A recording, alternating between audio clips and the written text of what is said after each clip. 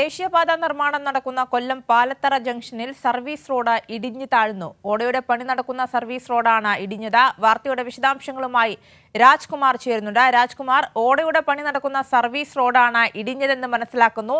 എന്താണ് അവിടുത്തെ നിലവിലെ സാഹചര്യം? നാട്ടുകാരൊക്കെ ഏത് രീതിയിലാണ് പ്രതികരിക്കുന്നത്? കൊല്ലം NS സഹകരണ ആശുപത്രിയിലേക്ക് തിരിയുന്ന ആ ഭാഗത്താണ് ഇപ്പോൾ ഈ സർവീസ് റോഡ് ഇടിഞ്ഞ് താഴ്ന്നിരിക്കുന്നത്. ഇത് കഴിഞ്ഞ കുറെ നാളുകളായി പെയ്ത ഒരു കനത്ത മഴ, ആ മഴയും അതിനെ തുടർന്നുണ്ടായ മണ്ണൊലിപ്പും ഒക്കെ ആകാം ഇതിനൊരു സാധ്യത എന്നാണ് ഇപ്പോഴത്തെ ഒരു വിലയിരുത്തൽ. അത് മാത്രമല്ല, ഇതിന്റെ ഈ ശിവാലയ കൺസ്ട്രക്ഷനെതിരെ മുമ്പും വലിയ പരാതികൾ ഉയർന്നിരുന്നു. ഇവരുടെ നിർമ്മാണത്തിലിരുന്ന ഐത്തിൽ ജംഗ്ഷനിലുള്ള ഒരു പാലം, അതിന്റെ നിർമ്മാണത്തിലിരുന്ന പാലത്തിന്റെ സ്പാനുകൾ തകർന്ന സംഭവങ്ങൾ ഉണ്ടായിരുന്നു. തുടങ്ങി അതെല്ലാം ഇപ്പോൾ ഒരു പരിശോധനയ്ക്ക് വിധേയമാക്കണമെന്നുള്ള ഒരു ആവശ്യം കൂടി ഇതിനോടൊപ്പം ഉയരുന്നുണ്ട്.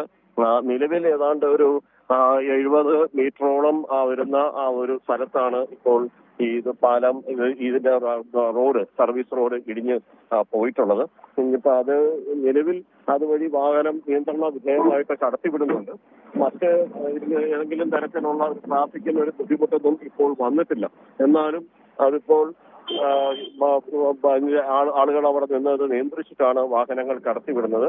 ഈ വലിയ ഭാരമേറിയ ഇനിയും അത് ഇടിയാനുള്ള ഒരു സാധ്യത തള്ളിക്കളയാനുമാകില്ല.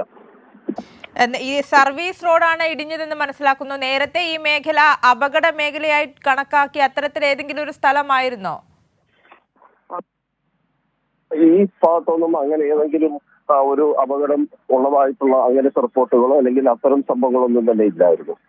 പക്ഷെ ഇതിപ്പോൾ എന്താ സംഭവിച്ചെന്നുള്ള കാര്യത്തിനകത്ത് ഒരു അറിയിപ്പ് കൂടി വരേണ്ടതുണ്ട്. ഈ NHT വിവാഹം ഇവിടെ എത്തിയത് ഒരു പരിശോധന കൂടി വിധേയമാക്കണം. ശരി, രാജ്കുമാറാണ് വിവരങ്ങൾ നൽകിയത്.